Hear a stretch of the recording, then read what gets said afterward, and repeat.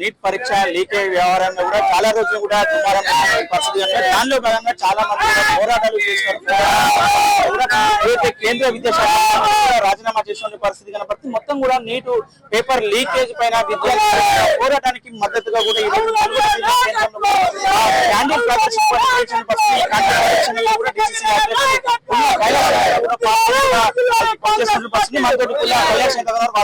ప్రయత్నం చేద్దాం సార్. మొత్తం కూడా ఈ పోరాటాన్ని ఎట్లా చూడొచ్చు? ఆషాఢ మాసం సందర్భంగా మన కాసం ఫ్యాషన్స్ కిలో చీరలు కొనండి, అరకిలో చీరలు ఉచితంగా పొందండి. ఇది విద్యార్థుల యువకుల రాహుల్ గాంధీ గారి యొక్క దృఢ సంకల్పానికి నిదర్శనంగా ధర్మేంద్ర ప్రధాన్ గారు రాజీనామా చేశారు. రోము దగలబడుతుంటే విడేలు వాయించినటువంటి నీరో చక్రవర్తి మాదిరిగా ఈ దేశంలో కోటాను కోట్ల మంది ప్రజల ఆకాంక్షలకు వ్యతిరేకంగా ఇవాళ నీట్ పేపర్ అయితే లీక్ అయిందో దీన్ని ఏ రోజు కూడా ప్రధానమంత్రి పట్టించుకోలే. ఆ రోజే ఛాత్ర గూంజ్ అనే పేరుతోటి రాహుల్ గాంధీ గారు యువతర యొక్క బాధలని, కష్టాలని, కన్నీళ్ళని ప్రభుత్వం అర్థం చేసుకోవాలి, పార్లమెంట్ లో ప్రకటన చేయాలి, దేశ ప్రజలకు క్షమాపణ చెప్పాలని మోడీ గారిని అడిగితే పార్లమెంట్ నుంచి గెంటేస్తా ఉన్నారు.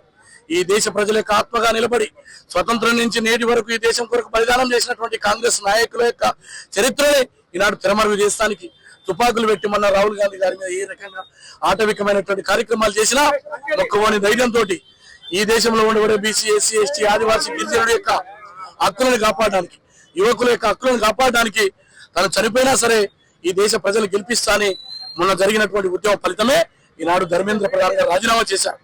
ఇంకో డిమాండ్ మిగిలింది. అనేక మంది కుటుంబాలు ఇవాళ బలిదానం చేసుకున్నారు. పిల్లలు వాళ్ళ కుటుంబాలను ఆదుకోవాలి. దేశ పార్లమెంట్ లో మోడీ గారు తప్పైపోయిందని చెప్పి క్షమాపణ చెప్పాలని డిమాండ్ చేస్తామన్నాం. ఈనాడు దేశవ్యాప్తంగా ఉద్యమించినటువంటి సామాజిక సంస్థలు, యువకులు తప్పకుండా విజయం సాధించారు. ఇది యువకుల యొక్క, విద్యార్థుల యొక్క విజయం.